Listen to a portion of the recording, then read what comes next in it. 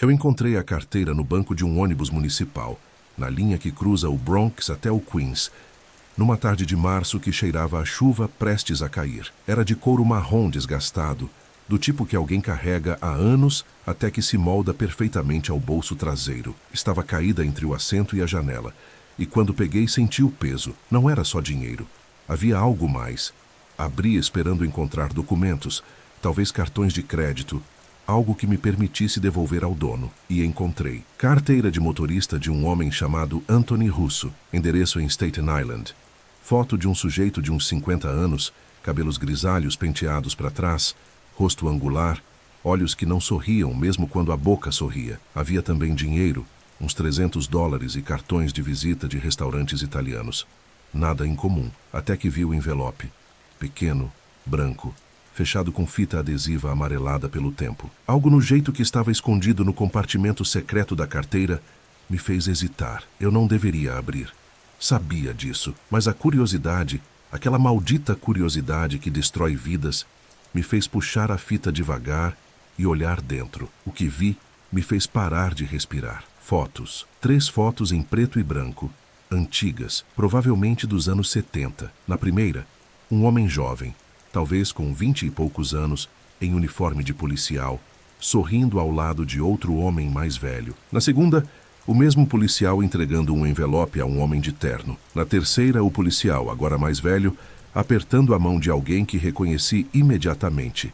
Vito Russo, o patriarca da família Russo, uma das máfias italianas mais poderosas de Nova York. E quando olhei de novo para a carteira de motorista, entendi. Anthony Russo não era só alguém com um sobrenome russo. Era filho de Vito, e o policial nas fotos, aquele que sorria e aceitava dinheiro, era ele. Anthony Russo tinha sido policial corrupto antes de assumir os negócios da família. Fechei a carteira tão rápido que quase deixei cair. Meu coração batia descompassado. Eu sabia o que aquelas fotos significavam. Significavam que a família Russo, que construiu sua reputação em lealdade e honra, em proteger a comunidade italiana, tinha um segredo sujo. O herdeiro da família não era um soldado leal que subiu pelas fileiras. Era um policial que tinha traído seu juramento, que tinha trabalhado para os dois lados, que tinha vendido informações e proteção. Se isso vazasse, não destruiria só Anthony, destruiria toda a legitimidade da família. Outras famílias atacariam, o FBI investigaria. A estrutura inteira desmoronaria. E eu, uma faxineira de 42 anos que mal conseguia pagar aluguel, estava segurando a dinamite que podia explodir tudo. Guardei a carteira na bolsa e desci no próximo ponto, as pernas tremendo, a mente correndo. Precisava devolver. Era a coisa certa a fazer. Mas devolver para quem? Para o próprio Anthony? Ele saberia que abri, saberia que vi. E homens como ele não deixam testemunhas. Para a polícia? E se a polícia também fosse comprada? Eu não tinha para quem ir. Não tinha ninguém. Estava completamente sozinha com um segredo que valia mais que minha vida. Passei 3 dias sem dormir direito. A carteira queimava dentro da minha bolsa como brasa viva. Eu a escondia debaixo do colchão, no armário, atrás da geladeira, mas nada parecia seguro o suficiente. Toda batida na porta me fazia pular.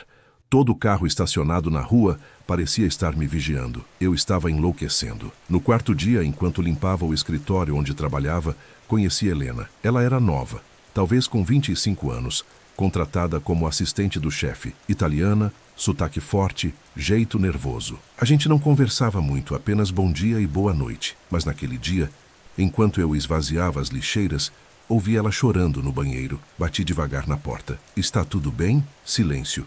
Depois a voz embargada.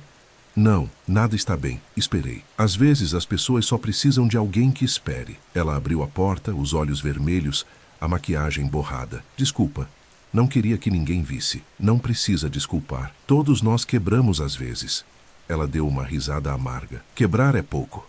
Eu estou despedaçada. Sentamos no chão frio do banheiro e ela contou. Helena tinha vindo da Itália há 2 anos, trazida por uma agência de emprego, que prometeu trabalho legal e bem pago. Quando chegou, descobriu que a agência era fachada, que estava presa num esquema de tráfico humano, que devia $50 mil por custos de viagem e documentação, que se não pagasse, sua família na Itália sofreria as consequências. Eles me controlam, ela disse, a voz quebrando. Meu passaporte, minha vida, tudo. Eu trabalho, mas nunca é suficiente. Os juros crescem mais rápido do que consigo pagar. E eu não posso fugir porque eles sabem onde minha mãe mora, onde meu irmão trabalha. Quem são eles? Ela hesitou. Depois sussurrou, a família Russo. Senti como se tivessem me jogado num rio gelado. Helena não era a única. Nos dias seguintes, ela me apresentou outras. Maria, que limpava restaurantes, Giulia, que trabalhava como babá, Sofia, que costurava em oficinas ilegais. Todas italianas, todas presas na mesma teia, todas exploradas pela mesma família que se vendia como protetora da comunidade italiana. A família Russo não traficava drogas, não roubava bancos, fazia algo mais perverso, escravizava sua própria gente. E ninguém sabia. Porque quem ia denunciar? Quem ia acreditar em imigrantes ilegais contra uma família respeitada? Sentei com Helena numa noite fria, numa lanchonete barata onde ninguém nos conhecia, e contei sobre a carteira, sobre as fotos, sobre o segredo que eu carregava. Ela olhou para mim, os olhos arregalados. Você tem provas de que Anthony Russo é corrupto? Tenho, mas não sei o que fazer com elas. Eu sei, ela disse, a voz firme pela primeira vez. A gente usa para libertar todo mundo. Como? Chantagem? Não, eles matariam a gente na hora. Mas e se a gente entregasse isso para alguém que realmente se importa? Alguém que pode usar isso para derrubar eles? Quem? Ela respirou fundo. Tem uma jornalista, Chiara Romano. Ela tem investigado o tráfico humano há anos. Ela não tem medo deles. Se a gente der as provas para ela, ela publica.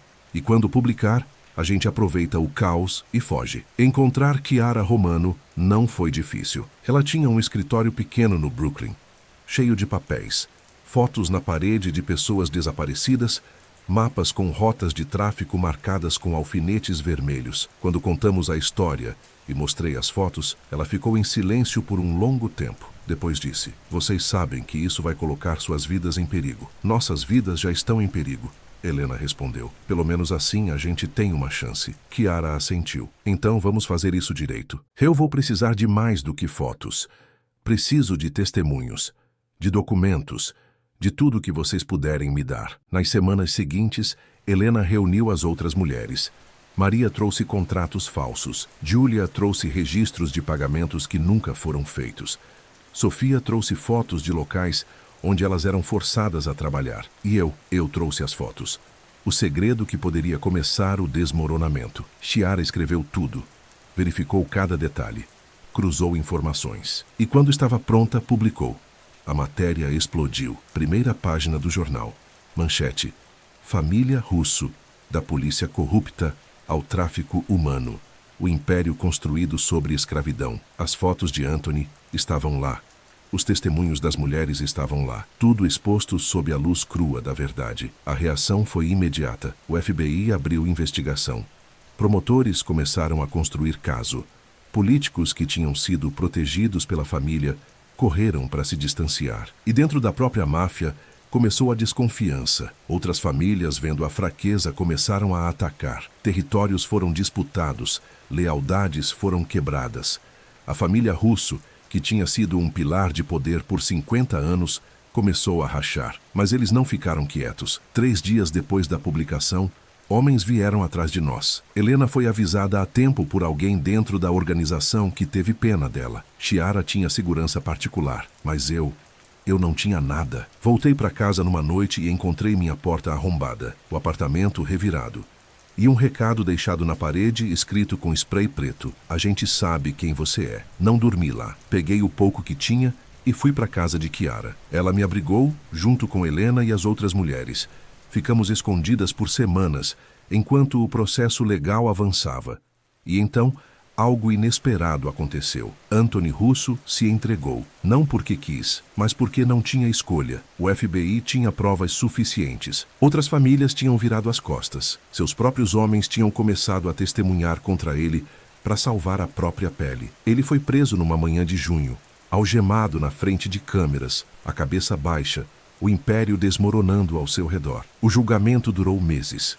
Helena, Maria, Giulia, Sofia e dezenas de outras mulheres testemunharam, contaram sobre anos de abuso, de trabalho forçado, de ameaças. E quando Chiara apresentou as fotos de Anthony como policial corrupto, O júri viu o que ele realmente era, não um líder honrado, mas um predador que tinha passado a vida inteira explorando os vulneráveis. Ele foi condenado a 30 anos. Vitor Russo, o patriarca, morreu de ataque cardíaco 2 semanas depois da sentença. A família se desintegrou, propriedades foram confiscadas, negócios foram fechados. E as mulheres, finalmente, foram libertas. Helena voltou para a Itália, levando suas economias finalmente suas. Maria abriu um pequeno café. Giulia virou advogada de imigração, ajudando outras pessoas a escapar de situações parecidas. Sofia começou sua própria linha de roupas. E eu continuei sendo faxineira. Mas agora, quando limpo escritórios, olho ao redor e sei que fiz diferença, que ajudei a derrubar um império construído sobre dor, que salvei vidas. Chiara escreveu um livro sobre tudo. Chamou de O Segredo na Carteira Perdida. Virou best-seller. Ganhou prêmios. E toda vez que é entrevistada, ela diz a mesma coisa. Não fui eu quem derrubou a família Russo. Foi uma faxineira que teve coragem de fazer a coisa certa. Ela está certa, mas o que ela não sabe, o que ninguém sabe, é que eu quase não fiz nada. Quase joguei a carteira no lixo, quase fingi que nunca tinha visto, porque é mais fácil ignorar do que agir. É mais seguro virar as costas do que enfrentar. Mas quando conheci Helena, quando vi o desespero nos olhos dela, entendi que não podia ignorar, porque ignorar seria me tornar cúmplice.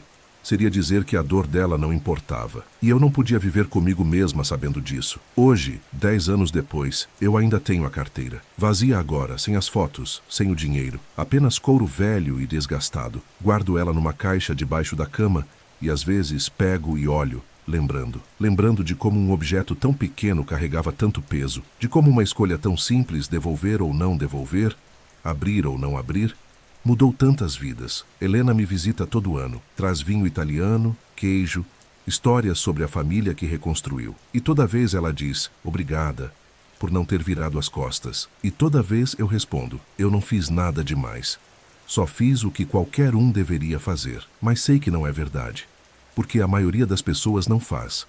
A maioria encontra a carteira e nem abre. Ou abre e decide que não é problema delas. Ou vê a injustiça e escolhe o silêncio porque é mais seguro. E é isso que o mal precisa para prosperar. Não de monstros, só de gente boa que escolhe não fazer nada. Achei uma carteira perdida. Dentro havia o segredo que poderia destruir uma família inteira da máfia italiana. E eu usei esse segredo, não para ganhar dinheiro, não para me vingar de nada, mas para libertar pessoas que estavam presas numa escravidão invisível, para expor a podridão escondida sob o verniz de respeitabilidade, para provar que poder, não importa quão grande, sempre tem rachaduras, e que às vezes tudo o que é preciso para derrubar um império é uma pessoa comum com uma escolha extraordinária. No final, aprendi que heroísmo não é sobre ter superpoderes ou ser corajoso sem medo, é sobre ter medo, ter todas as razões para fugir, e ainda assim escolher ficar, escolher agir, escolher acreditar que sua voz, por menor que seja, importa. A carteira está vazia agora, mas o espaço que ela deixou está cheio. Cheio de mulheres livres, de sonhos realizados, de justiça servida. E isso, descobri, é o único tesouro que realmente vale a pena guardar. Não ouro, não poder, mas a certeza de que, quando o mundo me deu a chance de escolher entre o certo e o fácil, escolhi o certo. E essa escolha ecoou além de mim, além do meu tempo, além do que eu poderia imaginar. Porque no fim, não somos lembrados pelo que encontramos no caminho. Somos lembrados pelo que fazemos com o que encontramos.